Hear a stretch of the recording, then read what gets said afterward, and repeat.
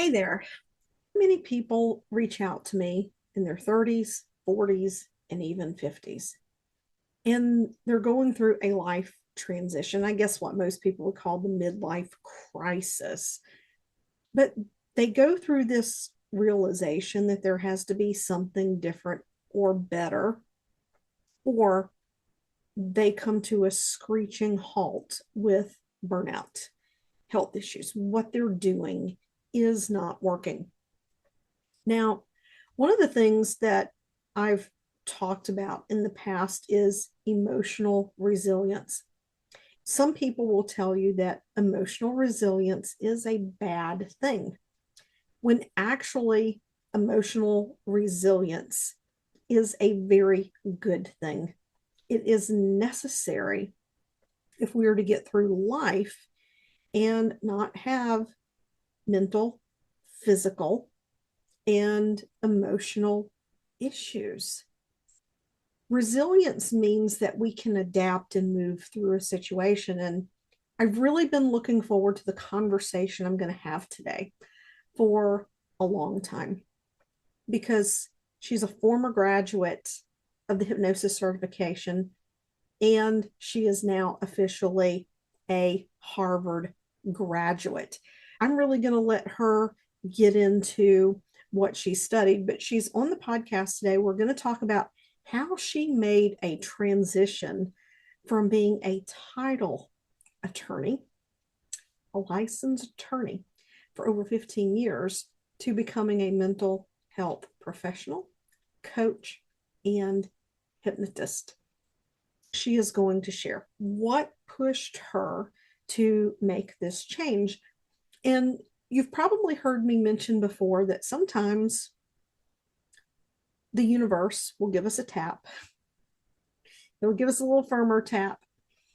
It might hit us with a 2x4, or it may hit us with a 2x10 if we aren't paying attention. And you can more or less say this is one of those 2x10 situations, because sooner or later, if we aren't in alignment with who we are and what we're here to do and who we're here to be, we're going to learn the lesson.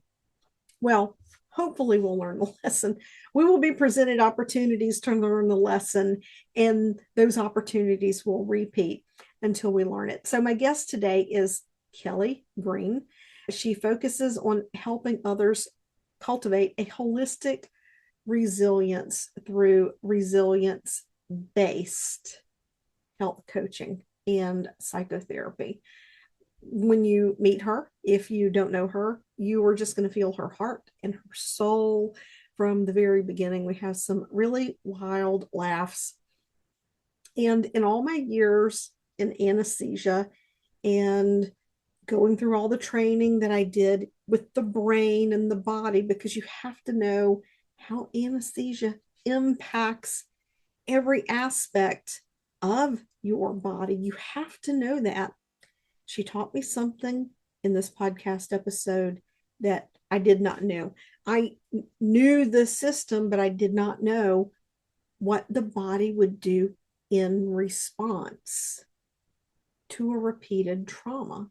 So if you're someone who is dealing with autoimmune illness, you're dealing with any kind of chronic pain, fatigue, sleep issues, burnout, adrenal fatigue, this episode is a must listen, because I was really shocked and floored. I hope you enjoyed the episode.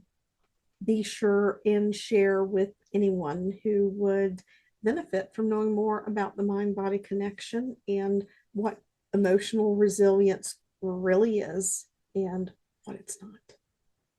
Hey, Kelly, it is so good to finally have you here. We have been talking about this for a little while. I think you and I had a chat early last year, Yes. or maybe it was even the year before. We were talking about identity. Is that the basis of your thesis for your master's? It's not now. It was going to be the Yeah. basis, just because I'm so fascinated with identity and the self. I was super fortunate to get into a lab, which was a neuroscience lab. I needed to work with the data that they had because they'd been collecting data for 10, 15 years. I couldn't make it specifically about identity because I wanted to make it about identity and resilience. So it is more about traumatic life experiences, resilience from a holistic perspective.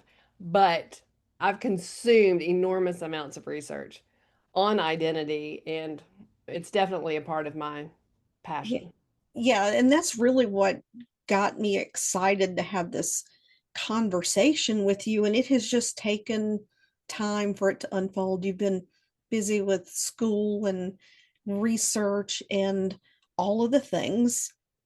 Before we get into the nitty-gritty of it all, how does someone go from being an attorney to deciding to get rid of their practice, Yeah. up in their life, and go back to being a full-time student, if I'm not mistaken, for a double master's followed by a PhD? Were you doing neuroscience? So I did a master's in psychology, general psychology, but it was neuro heavy, heavy.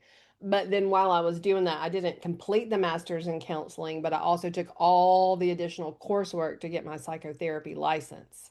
Oh, you're not an overachiever at all. No, no, I did those simultaneously, and then fingers crossed, if everything goes as planned, start the PhD work next year. Wow.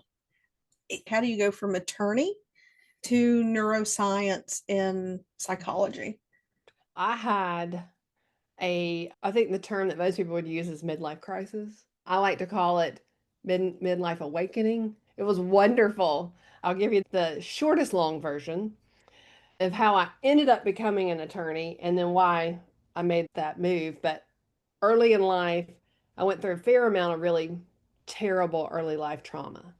And from early on, from before I was even a year old to 6, 7, kind of gross, kind of early life trauma. And at about 12, I was diagnosed. Well, at that time, they didn't have a name for it, sort of illness. I spent a better part of a year in a wheelchair. Probably now we would call it Guillain-Barré, but autoimmune in nature. After talking to people and getting no hope from physicians, my mom put me on a yeast-free, sugar-free diet. I got better. I didn't continue to eat yeast-free and sugar-free, but I stayed better. And fast forward to my 20s, I got sick again and I was put in the hospital for a week and I was diagnosed with scleroderma.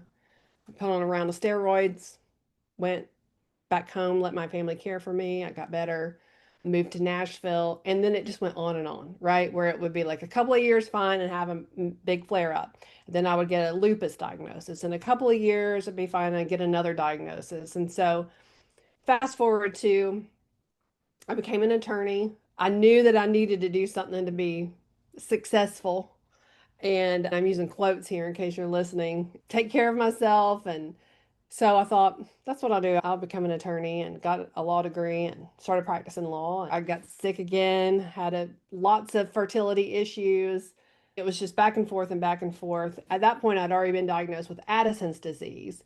My adrenal glands no longer work. At this point, by 2020, I had been diagnosed with something like Guillain-Barré, scleroderma, lupus, mixed connective tissue disorder, idiopathic anaphylaxis, because I had had anaphylaxis that was of no known cause, and Addison's disease, because my adrenal glands quit. And I had just a traumatic situation happen in my life within my family. And I got sick again. And it was the first time in 40 years that I had ever thought, I wonder if my mental, emotional, and spiritual state is tied to my physical state. In all of those years going to physicians and counselors, mental health professionals, physical health professionals, no one had ever said, "Hey, do you think that maybe that all of these autoimmune diseases are tied to what happened to you? Like, Yeah. are you okay? Like, what happened?" So in 2020, when I got sick, I made that correlation. And so I found a book called Cured by Dr. Jeffrey Rediger.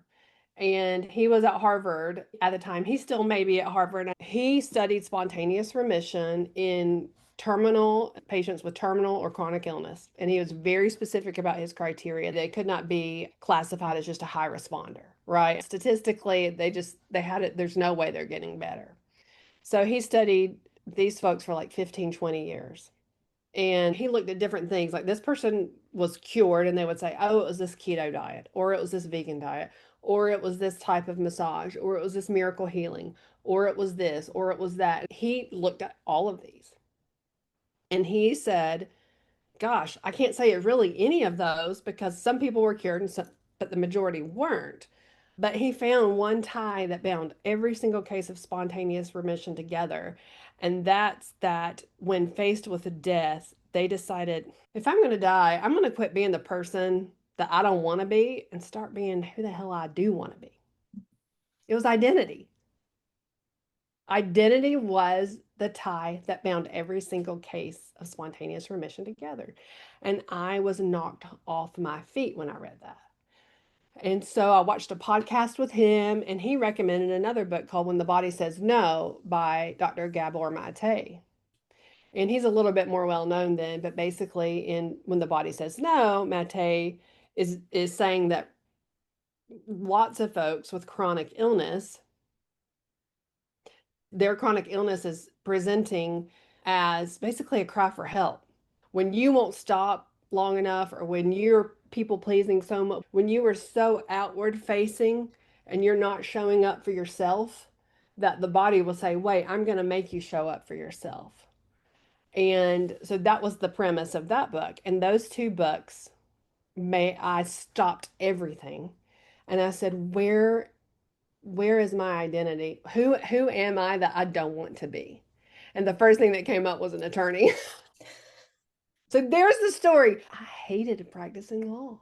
I would Yeah. go to court, and I didn't litigate a lot. I did early in my early days, I did public defender work, but the days that I would go to court and have to fight with people, I would throw up.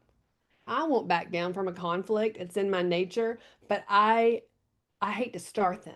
And as an attorney, that's your job. Before we hit record, you had made a comment that what reminded you to book in the podcast was a recent episode that I did called It's Always the Nice Ones. Can you touch on that a little bit and also mention the research that you talked about? Bring the receipts.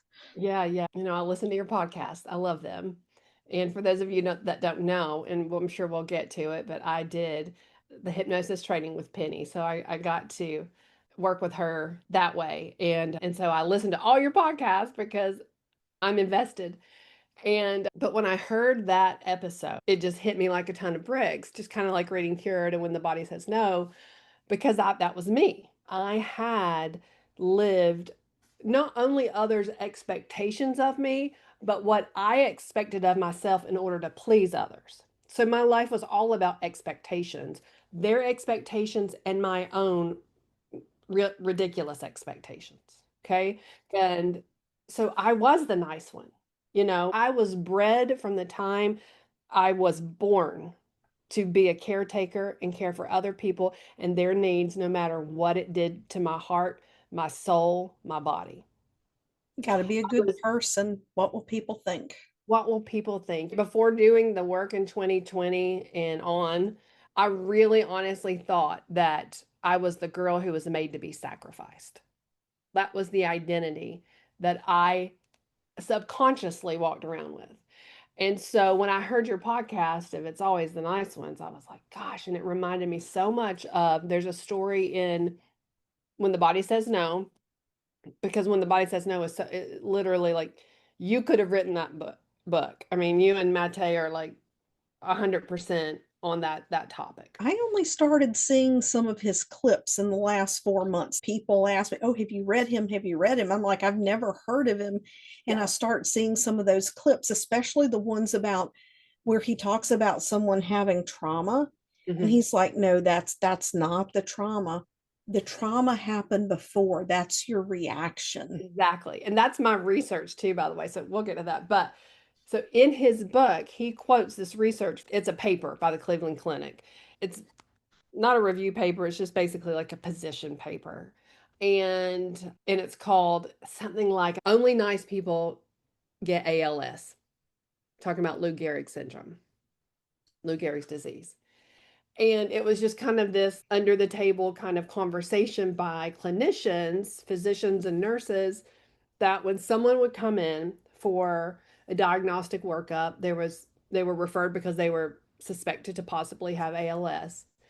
That in the initial interview, they were kind of not take bets, but sort of take bets on this person probably doesn't have ALS because they're a big old you know what and not nice. And then someone would come in and they would be uber nice, like, I'm fine. Oh, yeah, my knees, but I'm fine. I'm fine. And when someone would come in, they were super nice and they would ask about the doctor's family and or bring them something. They were like, yeah, this one probably does have ALS. And because it was such a an arc, so they started running numbers on it, and they did actually find a correlation that people with ALS were nicer people, people pleasers usually. And I was like, yeah, that's me. And that's one of the things that I think that you said it. It's the nicer people. It's not necessarily the nicer people, it's the people who self-sacrifice to be nice. Yeah. And I know, I think why they're doing it. I tell you why I did it subconsciously. This was not a conscious thought, it was a subconscious thought. Was that if I show up for them, then they will show up for me. And so I would not show up for myself because in my mind, I'm just showing up for them. So they need to show up for me. And unfortunately, it's just that not everybody plays by those rules. They get to play by whatever rules they want to play by. And a lot of people just decide to be takers and not givers. And us givers, natural or honed givers, are just naturally attracted to the honed takers. And we just give and give and give and give. And our bodies go, hey, help, I'm just gonna get sick. And that's what a lot of my research is about. I go into the scientific reasoning behind that because that was important for me. So when I went back to school and I quit practicing law, I'm like, what am I going to do? And I'm like, I want to understand what happened to me. What happened to me? I want to know it on paper. I want to see it in black and white. I want to run the study. I want to know what happened to me. And then I want to know what can we do to help other people for this not to happen to them or get better when it does. I mean, just for people who maybe it's difficult to wrap their mind around the nuance of interpersonal interactions, a really good metaphor to compare this to, which is totally unrelated, is think of people who love to give gifts. And then there's the group of people that think, oh, well, I got this gift. I've got to give at least a gift of equal or greater value. And you get into that dynamic. And some people have that expectation to receive a gift of equal or greater value, which is just totally messed up. But it does happen subconsciously in our mind, especially if it could be based on love languages. It doesn't even have to be based on trauma. As Gabor Mate says, it's also the things that didn't happen that we needed, perceived or real. Air fingers quote there, perceived or real, that we might feel that we need to do this for that love and acceptance and that validation. And I think that's one of the greatest things for my clients is that a lot of times they are blown away to realize that their perceptions have been built off a lack of understanding when they were very much younger. For example, that mom always cooking and cleaning, that was her way of showing love. Maybe she didn't like to snuggle. And they realize it later in life. But when you're young, you don't have that context and that perception, and you're doing what you can do to get the hugs and stuff. And you get this perception that either is there something wrong with me? Why doesn't mommy want to hug me? Am I not doing something right? Am I not doing it good enough? And again, the kid's not necessarily having these thoughts. Right. What No. they're doing is they're adapting their behavior to fill a need. Mm-hmm. And because I get a lot of pushback from people saying, oh, a 3-year-old didn't think that. No, a 3-year-old knows what they want to feel loved, what they need to feel loved, and they will adapt their behavior as best they can until they can get it. And then that becomes the pattern. So I will give you an example for that, and from a research-based standpoint, like with a 3-year-old and how this plays out in the brain. When we are, especially when we are young, our brains are so plastic. The younger we are, the more plastic. From zero, from before we're born, those brains are forming and it's moving and changing all the way up until 7. Now, we're still plastic throughout our whole lives, but there's obviously that critical period that's uber plastic. It doesn't, you need so much help to be plastic, right? And so, early life, we have things that happen to us. Let's say that in early life, you do feel you are experiencing traumatic events or adversity. And that can be, like you said, acute trauma, like this thing happened to you, or complex trauma, what you needed didn't happen to you. Right? They're both Yes. traumatic. And your brain sends this signal down over to the hypothalamus that says, whew, I think we need like a response here. And so in your HPA system, your hypothalamic pituitary adrenal, and I know you know this axis, but just for your listeners that don't, is activated. And the tail end of that, your adrenals, one of the several hormones that they produce is cortisol. And cortisol is that hormone that helps us mobilize into fight and flight. Okay. We need cortisol. As someone who has Addison's disease and actually doesn't produce really enough cortisol anymore, I know how much we need cortisol. We have to have cortisol to live. But when we have too much cortisol, it's terrible for us. And so when you're really young, what happens is your body goes, man, we're not going to be able to live with this amount of cortisol because Kelly's body is just spitting it out, out, out, out. So what we're going to do, and I'm getting to your 3-year-old's scenario, is we're going to downregulate that hypothalamic pituitary adrenal axis so that when she feels this traumatic event, it's not going to feel as traumatic. We're going to downregulate the HPA axis, and so now there's just going to be a trickle of cortisol that comes out. That's great, and that's exactly what needed to happen when you're 3 or 4 or 5 or whenever in order for you to survive whatever you're going through. The bad part about that is that now cortisol is actually a biofeedback loop. And so the cortisol goes all the way back up to the hypothalamus to tell it to chill out. Don't push any more out. But if there's not enough cortisol in the system now, if it's just a trickle, it's not enough to trigger that hypothalamus and that whole HPA axis to stop it. You just have for the rest of your life this slow burn. And so you don't know that your HPA system is downregulating.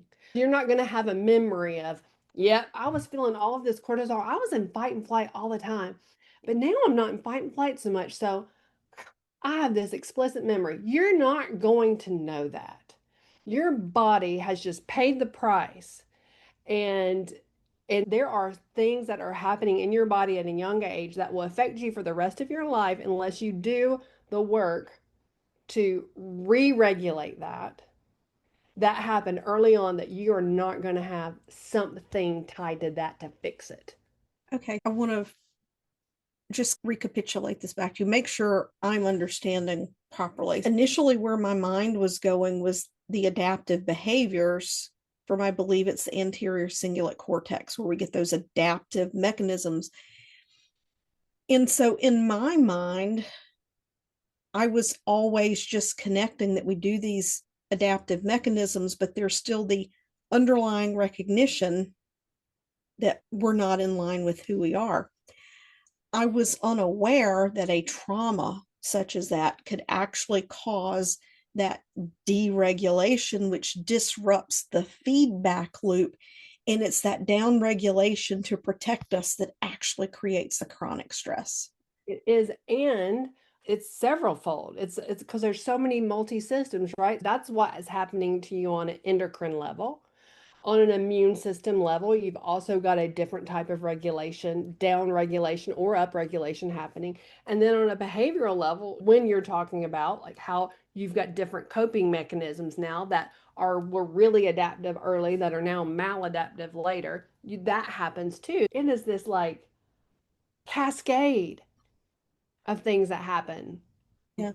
When I wrote the book, Breaking the Fibro Code, and I immersed myself in support groups for fibromyalgia, which was very toxic. There were a lot of really good people in there, but there were a lot of people that just feel attacked when you talk about trauma, and some of them not even understanding that an unplanned C-section can be enough of a trauma to set off autoimmune and fibromyalgia. It doesn't have to be that you have lifelong trauma. And then on the whole, we've normalized a lot of not so helpful, I don't like to use the word negative, but we've normalized a lot of not so helpful events as being normal just because they occur frequently in society, like divorce and being a child of divorced parents. That is not normal. It is a traumatic event, and you made mention to something that Gabor Mate had said, and I talk about this too, to that point of not normal, is he describes trauma. His definition of trauma is not what happened to you, it's what happens inside of you because of what happened to you. And so that's why you can have different people with different responses to the same event. That divorce is a traumatic event, period. And maybe you dysregulated from it. Maybe you didn't. Maybe you just regulated and bounced back quicker. Maybe it put you on a downward slope that you had no idea you were on a downward slope from. But at the end of the day, it wasn't any less of a traumatic event. We're just going to have a spectrum of reactions to that traumatic event. It wasn't healthy. It was a traumatic event, period. Yeah, I mean, it's been a while since you came through the training, but basically, what I tell people is I describe it a little bit differently, but I have heard his explanation since then that really trauma is when we experience a situation and it exceeds our capacity to integrate it. We can't intellectually define what set of circumstances is a trauma because we're all different. With all of your research and your identity work, do you agree or disagree with that? I agree. I agree with the spirit of it, and it's just using the different words. Here's an easy example: car accident. You and I are both in a car accident. There is no question that is a traumatic event. Like we have just experienced a traumatic event, period. Right? Where there was an impact, our seat belts, the airbags deployed. We experienced a traumatic event. Right. I walk out perfectly fine, and you've got a broken leg. So now you have lingering trauma from experiencing the traumatic event. And I have no lingering trauma from experiencing the traumatic event. Okay. So that's how I define it, is that it's not that some event is traumatic for somebody and not traumatic for you. It was a traumatic event, plain and simple, you know, but it might be lingering for you and not lingering for you. So there are people that I'll sit with that had, went through something like a big T trauma like rape, right? And they are just almost a shell of a person 10 years later. And Yeah. then also some people that went through a rape and they are really healthy. Like they're really healthy. And it's that one still has that lingering trauma and one doesn't. And it's no less of a traumatic event what they experienced. Right. It's just that how we metabolize it. Some people are good metabolizers and some people have more trouble metabolizing. And that's kind of my work in resilience, is just helping people to metabolize their traumatic events, so they don't become lingering trauma. Yeah. And you mentioned earlier about, I think you used the word adverse, Hmm. adverse events. I think the word trauma gets thrown around Yeah, you're right. very, very, very Yeah. loosely. And that's kind of why I take the position is that it's our mind that defines Yep. what becomes traumatic. But I really do want to dive into emotional resilience because you and I touched on this last year. I think you did a workshop on Hmm. emotional resilience, and I joined for a couple of days, and we were just on the same page. I wasn't able to finish it, but some people, I think, confuse or use interchangeably the words emotional resilience. And then there was another word that you used, and right now it's slipping my mind, about where we're rigid and we break. So my work is in holistic resilience. And what that all holistic resilience is the absence of negative events after experiencing a traumatic event or adversity. And all adversity is just a series of traumatic events, right? If Right. you grow up and impoverished and you don't have food, you don't have enough to eat every day, that's adversity, right? Resilience is the absence of negative effects after experiencing that, and what makes it holistic is the absence of both mental, which includes psychological, so mental and emotional, and physical negative effects. So, holistic resilience is saying, hey, when you're carrying trauma or when you go through adversity and traumatic events, there's a possibility that you're going to have negative effects that are both psychological and physiological. We are saying that that's true. And if you are holistically resilient, it means that you went through that traumatic event and you had no physiological negative effects and you had no psychological, so mental or emotional. And that's what holistic resilience is. But that's what we want, right? A lot of people say, oh, it's not a good thing to be emotionally resilient. And I think what they're talking about is the people who grit and push through to the point that their body breaks. Okay, so perfect point. I hear this all the time. You can be too resilient. No, you can't. There's literally no such thing as being too resilient. That's like saying, I can go through this stuff and have no negative effects. I can be healthy. There is no such thing as I'm too healthy. No, you're either healthy or you're not. It There's no such thing as too resilient.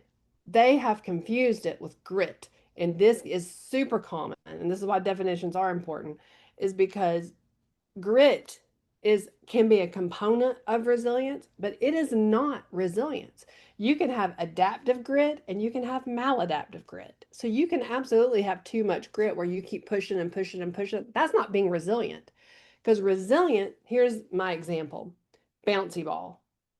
That bouncy, you've got one of those nice rubbery bouncy balls that you and I in our age group used to get for a quarter in Out of the a little pinball, machine. the gumball machines. You get the bouncy ball and you throw it on the ground and the bouncy ball hits and it bounces right. But you're like, great. If you were watching that in slow motion, you would see that bouncy ball hit and it would morph and flatten and then form its shape really fast and just keep going. To the naked eye, it looks exactly like it did. But if we're watching it in slow motion, it morphs and flattens. Absorbs the impact. It absorbs the energy of the impact and lets it pass through. It is built to absorb that energy and to let it go. That energy actually helps it to retake its shape. And so when we are built through our work, right, to be resilient, we hit that, we morph, and then we get going. What grit can do, if you're not careful and in a maladaptive state, grit makes you super rigid. And so, what a lot of people with grit do is they just won't hit. They just are like, I'm just going to use all of my power and it's like a yo yo. They go down and then I'm using everything I have in me to pop back up and everything. And so that's exhausting, right? And so now they've used all of their energy to never hit. So when they do finally hit, they Yeah. splatter like an egg. What this makes me think of, I live on a farm, people. Okay. We've got fence posts and hoes and shovels and tractors and trees that grow in the wrong place. And it almost, that example makes me feel like you're putting counter traction on something and suddenly it gives and you smack yourself in the damn face. I've 100%. done it with the shovel. Yeah. It's not fun. That's maladaptive grit, right? One time, if you need to, you need it, right? Grit's awesome to have in your tool belt. Grit's not awesome to have as your primary mechanism for everything. Yeah. It will snap you in the face. When you hit or when you're snapped in the face or when you crumble and you don't bounce and take shape again, that is non-resilience. So that's when we get into mental, emotional, and physical crisis. There you go. So I can't tell you how many people in the world, when they would hear, I don't talk a lot about my youth story, my young life story, but when they would hear it, they would say, God, you are so resilient. People would say that, and then I would think to myself, I didn't say this out loud because I was a people pleaser and I didn't want to let them in on the truth. But I'm going, I don't feel resilient because I have scleroderma apparently and lupus and mixed connective tissue disorder and Addison's disease and idiopathic anaphylaxis, and a pulmonary embolism. And how am I resilient? And I wasn't. I mean, at the end of the day, I was psychologically resilient. And that's why it's important to make the distinction. Yeah. I was psychologically resilient, but I was not physiologically resilient. And I had another person I was talking to on a podcast, and she was like, so are you trying to tell me that if you go through childhood trauma, nobody gets a free ticket out? And I'm like, rarely, but you get to decide if you want a free ticket out, because if you want to do the work, you can get out. Yeah. And But I think when it comes to nature versus nurture, it depends on the people around us and how openly we can talk about and process and emotions. I mean, they say that I think it's the chance of you being you is something like 4 in a trillion, and me being me is like 1 in 4 trillion. Did I say that correctly? You, it's 1 in 4 trillion. Me, it's 1 in 4 trillion. I'm getting tongue tied now. This is no. bad.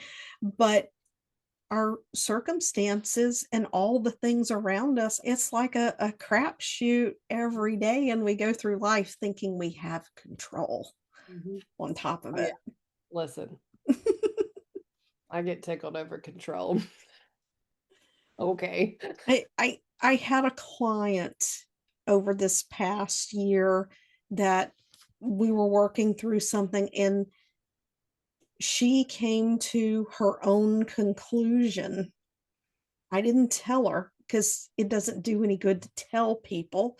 They have Mhm. to form their own conclusions. She came to her own conclusion that there's no such thing as control. And she went through like 5 to 7 days of a whole identity disintegration. But on the other side of it, it just shifted everything. She let go of trying to control everything. And then she wasn't having to force herself with grit to try and get through something that was only this big thing because she was attached to it having to be a certain way. Oh gosh, we could talk about so many different things. Where do you see the intersection of identity and holistic resilience? What is a takeaway that you would give to people so that they understand the importance of the two and how they're actually connected? Yeah. So the four pillars of holistic resilience, based on my research and based on thousands of studies that I have consumed and read, right? That I was able to boil down are these are the four pillars of holistic resilience. Head, a healthy head. I call it the healthy four H's. A healthy head, so a healthy ability to regulate your thoughts, right? Healthy heart, so ability to regulate your emotions. Healthy hands, so healthy behaviors and body, and then healthy human and holy connection. And that is your ability to connect on a healthy level with other healthy humans. So you've got good social support, mentors, and also you've got a spiritual connection, because spirituality and awe are a major component of holistic resilience. And all those together, when you look at that, that's your identity. Your what you think, what you feel, what you do, who you're around, how you commune with whatever you deem as your spiritual connection, that is your identity. And so, really, at the end of the day, becoming resilient holistically is about becoming who you were born to be instead of who you were made into. I think that's a perfect way to wrap this up because you can't say it any better than that. That's the flag that I carry. Me too. If someone wanted to reach out to you, because I know that like within the state of Tennessee, I believe you're offering counseling services, plus you also have coaching. Do you have a resource for people? How can they connect with you, follow you? Absolutely. If my website's holisticresilience.com, it's that easy. Just holisticresilience.com. And on there, they can reach out to me. I'm a certified health and wellness coach. And as you know, a consulting hypnotist, I'm able to offer psychotherapy and more trauma related modalities within Tennessee. So, holisticresilience.com. And then I'm on Instagram. I think it's kellygreen.me/holisticresilience. Beautiful, beautiful. Everybody, this is something to listen to again and again. There were a lot of examples. And as you listen, don't think black and white, concrete, just in the examples that we give. I often tell people take it and just look at different areas of your life, your marriage, your relationship with your kids, your relationship with your parents, your financial relationship, your spiritual relationship, and don't forget your relationship with yourself. So please remember to share, leave a review if you liked this episode, and be sure to go give Kelly a follow. Thank you so much, Kelly, for being here. Thank you for having me. This is Oh, you're fun. welcome.